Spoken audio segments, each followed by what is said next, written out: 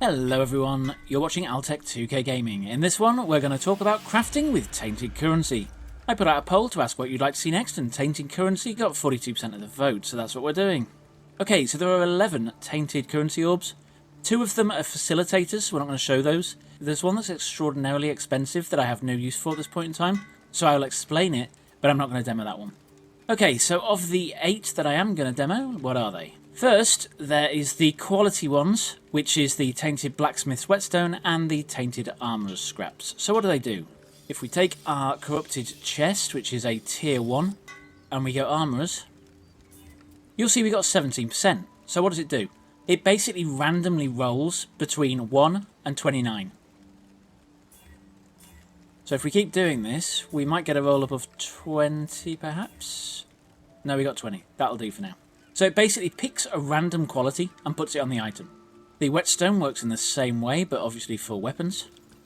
So there you go, 19.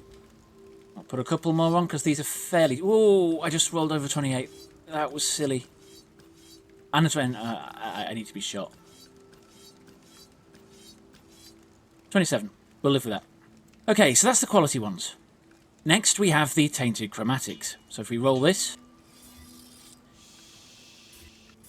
So this is pretty much the same as a normal chromatic orb, although it does seem to be completely random because it's rolling off colours as well as normal colours. Yeah, it can roll anything, so if you need off colours, corrupt your item through tainting, or just corruption if you're lucky, and you can roll anything on it. Okay, next, we have the Jeweler's Orbs. Now these work like their non-tainted counterparts, except they don't randomise. They add or remove, so if we click, we've lost a socket. Click again, we got it back. And we now got 6 sockets. So it's much, much easier with these to get 6 sockets. And with this works in the same way as the Jeweler's Orb. So it will give us either a loss of a link or a gain of a link. Now what's important is it adds it to the largest group. So if we put it here, it will either add or take away from here. So let's try it. Taken away, added, added. Can we get it again? 6 linked. There you go. These are absolutely broken if you want a 6 link. Just get a corrupted, drop a couple of these, and they're amazing for getting 6 links. That's the third 6 link I've got with Tainted Orbs, and that was less than 6. Okay, Tainted Exalted Orbs. Now this is a cross between an Exalted Orb and an Orb of Annulment, in that it can add or remove a modifier. So let's try it. We got 1, 2, 3, 4, 5. Drop it, and we've lost 1. So it's taken off a roll. And it was my 99 lives, so this item's bricked now. Oh well, they are fairly cheap. I dropped one, got really excited, and then worked out it was 3 chaos and was really depressed. Okay, so, Tainted Chaos Orbs. They work like normal Chaos Orbs, except they've got a chance to completely remove every modifier from the item. So let's try, I've only got 2 of these. And there we go, nothing on the item at all, and let's try again. Oh wow, it turns it white again. Okay, that's bricked. And let's try this. Do I want to do this one? Let's try it anyway. And it's bricked that one as well. Okay, so Tainted Currency Orbs.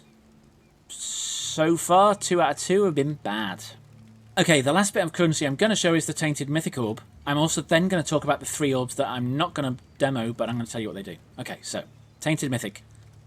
Changes a corrupted rare, either destroys it completely, or destroy completely.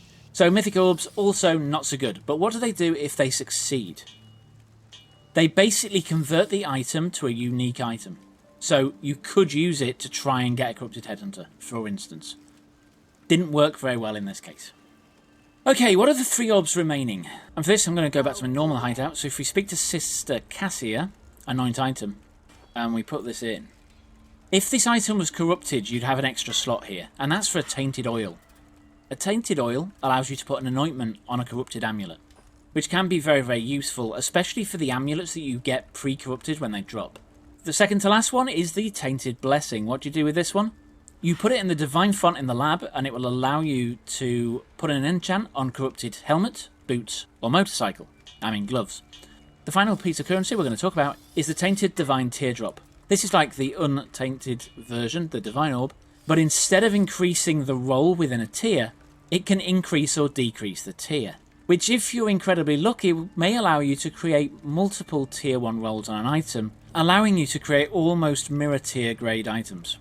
Now they are quite expensive, coming in at 0.6 of an X, So if you do want to use them to try and get a mirror tier item, then be my guest, but bear in mind that it's probably going to brick your item and drop all the tiers instead of increasing them if the other ones are to go by. If you have liked this video, then please tickle that like button. It will like it an awful lot.